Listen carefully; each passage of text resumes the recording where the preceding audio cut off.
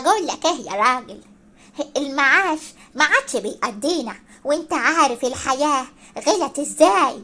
انا اعمل ايه دلوقتي بالمعاش اللي انا باخده ده؟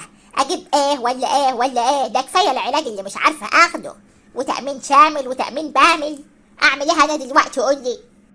وانت عايزاني يعني اعمل لك ايه؟ انا اعمل لك ايه؟ اروح اجيب لك علاج منين وادويه وحاجات فارغه؟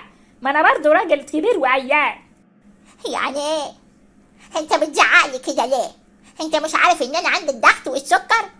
وانا يعني اللي مش عندي الضغط والسكر؟ انت عايزه ايه دلوقتي؟ قولي. انا عايزة فلوس. وانا اجيب لك فلوس منين؟ اتصرف، انزل شوف لك اي شغلانة. انا لسه هنزل اشوف شغلانه؟ الراجل اللي انت شايفاه قدامك ده لسه هيشوف شغلانه؟ يا ست ده انا رجلي والقبر. طب دلوقتي انا اجيب فلوس منين؟ انت عارف ازازة الزيت بقت بكام؟ مش عايز اعرف. امال انت كل يوم بتاكل منين؟ يا ست مش مهم اعرف. طب بقول لك ايه بقى يا راجل، انت لو ما نزلتش تشتغل وتجيب لي فلوس، والله العظيم ما انا قاعده لك تاني في البيت ده.